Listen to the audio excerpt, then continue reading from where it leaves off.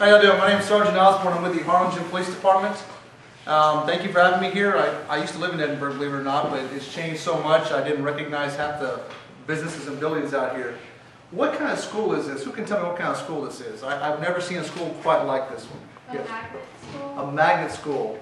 Awesome. Kind of like South Texas academies, South Texas ISDs, sort of like that, right? It is that. It is part of it. It is part of it? It's a middle school. Wow, It's that's part of awesome. Manhigh and Science Academy, but yeah. I have a daughter going to the one in Science Academy next year. She's starting off over there, and all the computers, I can tell you, no, the classroom has the kind of technology you guys have. So, what are y'all doing as far as technology? Anybody? Anybody got anything to say about technology? USBs? How they store energy so you can take it to one place to another. Kind of like this? Taking energy? We'll get to the taser in a minute. I just wanted to get your attention. Don't be scared of the I'm taser. gonna steal it. It's not going to hurt you that bad. Do you have a clicker for this by chance? You know what? I did install it. That's okay. Okay. That's okay. I'll just tap the keyboard. Like I said, my name is Sergeant Osborne. Basically, I have about 3 years in the military, 4 years as a relational database designer. Outside of the military, I did study relational database design. I used to write database software. I had a pretty small business here in Edinburgh doing that, and eventually decided to join law enforcement. I've been with the police department in Harlingen now for over 10 years, but I have 14 years total law enforcement experience, and I'm currently assigned as a public information officer. Who knows what that is? The PIO? Anybody? What does that mean? Like you do text stuff. You can search names and all this stuff. Sort of, but from who? From the media. The public information officer's job is to do all the media interviews, Channel 4, Channel 5, the McAllen Monitor. We all have stories that the police department are doing. I'm the point of contact for all the media for my department. So anytime somebody wants an interview on camera, anybody wants a report for a story, even school papers sometimes, they will contact our offices, and I'll be the one to do all the public information that's put out. So that's always interesting. I'm also the IT supervisor, believe it or not. Because of my background and what I've done in the past, and the technology in the department, I've helped bring a lot of the technology forward. We do have a few people that are dedicated IT staff in our department. And then I'm also in the special projects, and I'm the CALEA supervisor. CALEA's accreditation for law enforcement excellence is basically a way we change the way we do business. We write policies and make the department better. Make the department to where it's more friendly to the public, make it to where we are following the best guidelines and practices across the country. So it's a really cool assignment. It's just a lot of stuff to do. But as far as technology goes, we use technology all day, every day. You guys use it, of course, and we use it. I just want to talk to you a little bit about what Harlingen Police Department uses in technology. And some of the technology I'm going to try to show you. If we can get past the firewalls, I'll log in and show you some cool stuff. And some of the other stuff we'll just talk about. Some of the main things we use ALPRs. What do those stand for? Anybody? They're automated license plate readers. They're equipped on our vehicles, and they're also equipped on fixed locations across our city. So every time a car drives by, technology. We have an OCR software that recognizes the license plates, immediately scans the license plates, gives us the numbers on them, and then immediately checks it across another database to see if that car is either stolen or if there's a wanted person in it. And if it is, one of those variables is true, it sends an alert to the department right away. So you drive through our town with a stolen vehicle, we know about it. You're a wanted subject, you're wanted, maybe your vehicle was seen, or a vehicle was seen at a burglary. You know, they have the license plates. We put the license plates in. We can't find the guy, went to his house, he doesn't live there anymore, the vehicle's gone, what do we do? The ALPRs around town might catch him, and then we can find out where he's at. So that's just one of the ways we use technology. And all that's done through a wireless transfer of data back to our station. We use a point-to-point wireless network to get back over there, so it doesn't cost us any airtime or anything like that. New World Systems, that's a software company that we use that we write all of our reports in, and we're going into more details with that later. And we also have decision support software, which is something that you guys, how many of y'all use Microsoft Excel? You don't know how to use Excel? You made a noise when you said Excel. Is that good or bad? Do you like it? Sort of, not Tech really. teachers here, I can't really say. Good answer, good answer. Well, in the DSS software, it uses a lot of Microsoft Excel using pivot tables. And we use pivot tables to actually extract data real time in our system to find out what crime trends are taking place, what burglars we may have in certain neighborhoods, our highest probability of traffic accident in intersections. All kinds of data come through those pivot tables. We also use a program called CopLogic. CopLogic is one of our newer programs we brought on last year. CopLogic is a company that actually lets you go online and make a police report online. Some people don't want police officers at their house, so we say you don't have to come to your house. If there's a certain type of crimes, you can actually report on the web to us without ever having to walk into the station. And an officer never has to go to your location. So it's kind of cool. CrimeReports.com, we're going to log into that today and show you what that does. It's a pretty cool web system. And we also use what they call a Panasonic Arbitrator. I'm just hitting on some of these things so that you know how important technology really is in our job. This is only a small amount of what we actually use. The Panasonic Arbitrator, it's a camera system. It's built into our units. And by the way, I did bring our Tahoe outside. It's going to have the Arbitrator system in it. It's going to have the Panasonic MDT, the computer system in it. And some of the technology we're talking about will actually be out in the car if we get a chance to look at it.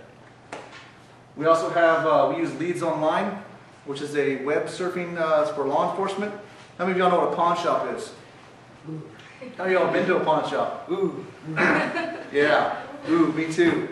Also, in my job in this department, I've also served as an investigator for crimes against property. It means anything from a burglary to a residence to they broke into my car, whatever. We'd investigate those crimes. And what we do is we use the program called Leads Online, and anytime, it's real important to know what serial number all your property is. Have a serial number for everything. Mark it yourself if you have to. We enter that into the computer database, and if anybody pawns any of these items that we have serial numbers for, anywhere in the valley, anywhere in the state of Texas, I get an email. Lets me know a property's been pawned. And then I go back, I simply can go online, hold the software, hold the items so they can't sell them. Then I go in and get the property back, find out who pawned it. I get a warrant for their arrest. So you cannot pawn anything in the valley without us knowing about it. We also use Adobe. Have you heard of Adobe? No, right? Yes. Not this cool. My God, I went to my daughter's orientation and all the Adobe is like, man, we don't even have that stuff. Adobe Form Central is an online program from Adobe. It creates online web forms. We use that for all of our citizen surveys. We use that for our crime tips and everything else. So it's a pretty cool system. I'll try to show it to you a little bit as well. And then we have a program that I can't show you. I can't show you for security reasons, but it's called LexisNexis.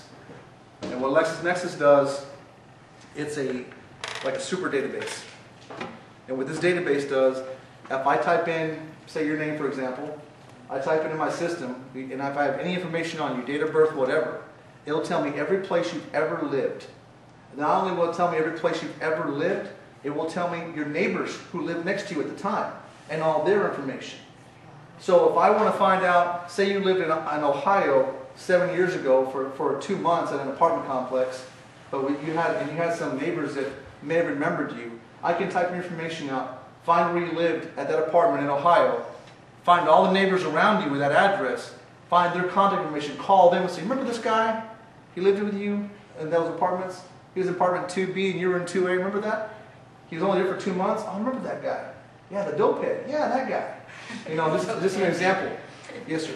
What if somebody has the same name as you? There's other identifiers besides just a name, because you're right, there are a lot of people with the same names, and some very big names. Especially in the Hispanic community, we see several names attached to each other. We see a lot of those false names. Maybe they used aliases.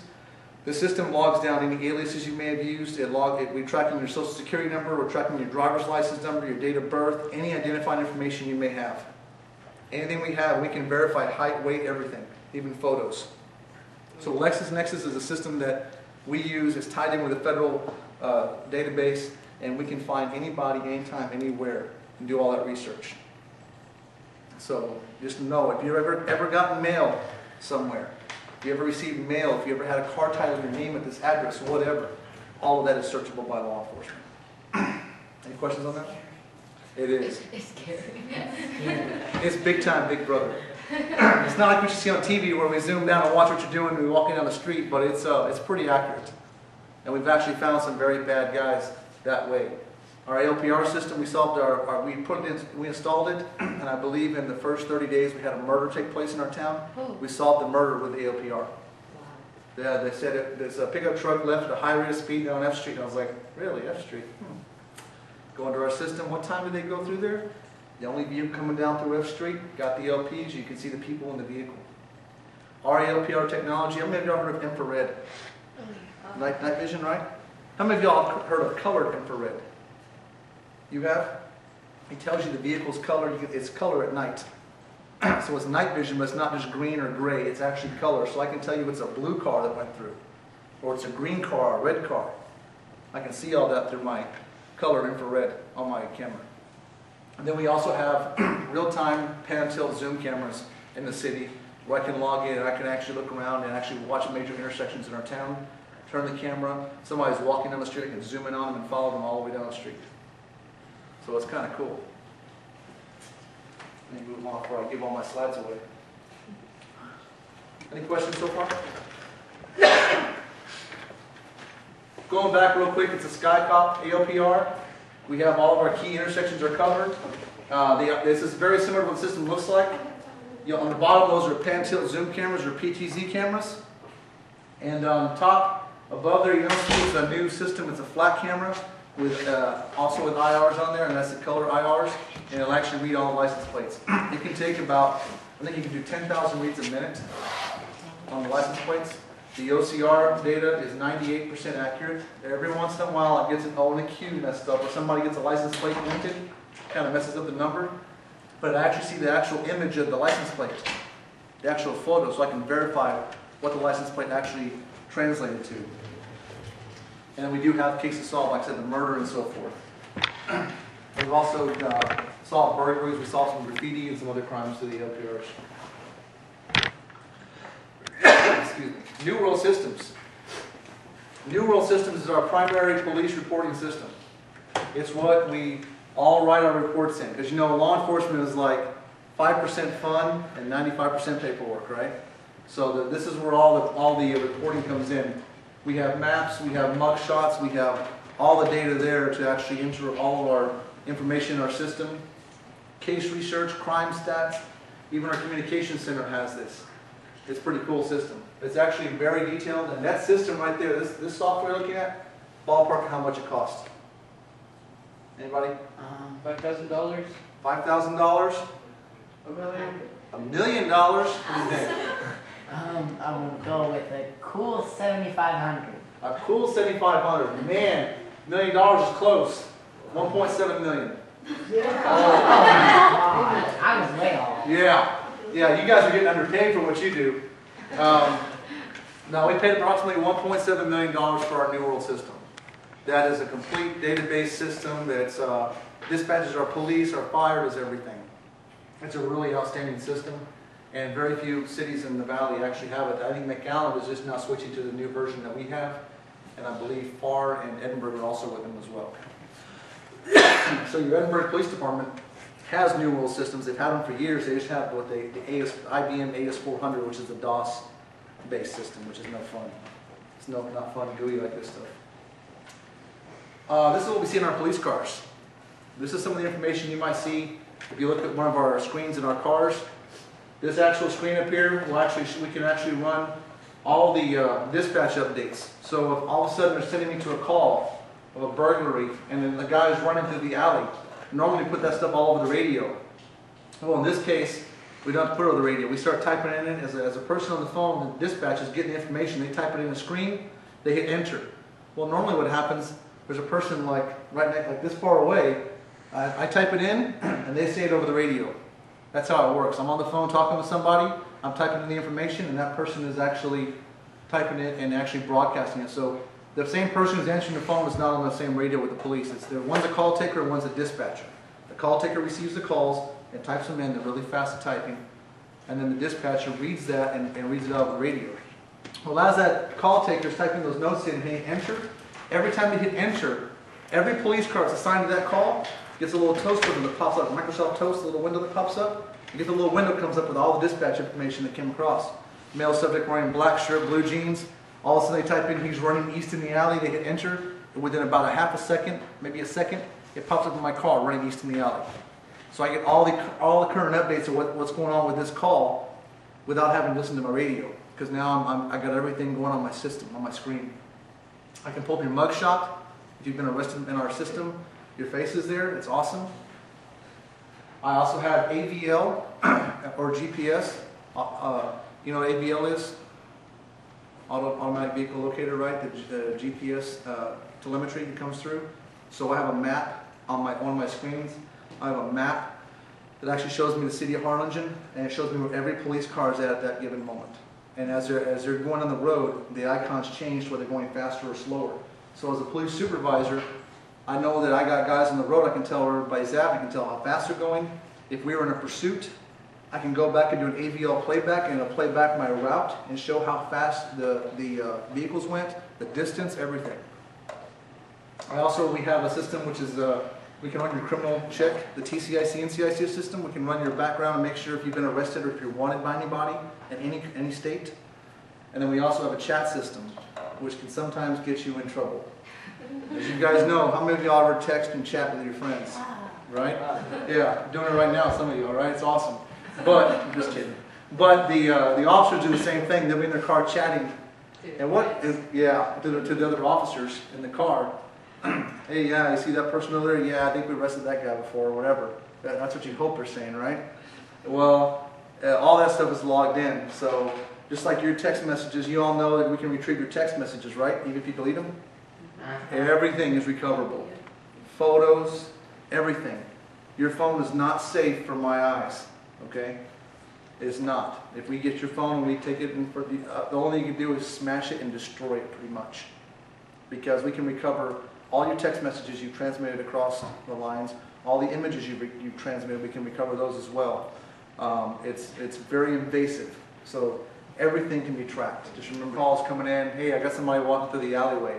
We send an officer out there to go look for them. We don't find anything to report. But then they say, hey, somebody broke into my car, go out there and make a report, right? So about 14,000 roughly calls we took last year, as opposed to before then. I think before that we had taken like 15,000. So we saved almost 1,000 reports, and it was pretty good. That's all through technology. And what else can technology do for us? You know, I was very fortunate to go to Scottsdale, Arizona about, 6 years ago. I got to see how these are made. You all know what this is, right? I just talked about it a little while ago, for those of you that were asleep. This is a taser, right? Is this taser anything special? What does it do? It shocks a person? Basically? Okay, pretty close. That's what it feels like to me. What is a taser made of? The wrath of God, right? No. That's what it feels like. I'm not going to lie, okay? I've been tased several times. I'm one of the taser instructors. It hurts. I'm not going to lie. It hurts bad. But what's that? No. But what's it made of? I thought that was just a fake one. What's that? I thought it was just a fake one when you fired it because there's a little light. See that? That is 50,000 volts of electricity. Whoa. That hurts. Trust me, it hurts. Why is it 50,000 volts? Anybody know? So it Like, can so hurt it them can more. stop a person from like running away very For quickly. sure it knocks them Okay, out. hold on, what's that? For sure it knocks them For out. sure it knocks them out. Immobilize the suspect. Immobilize the suspect? So we can mobilize them without severely damaging them. Okay. What do you think? So it can hurt them more. So it can hurt them more. Anybody else? Stops them from moving. Stops them from moving? Well, I think this, the mirror, that's on my belt, stops most guys from running, believe it or not, the yellow. But I'll tell you why. This is why it's important to figure out technology and science involved.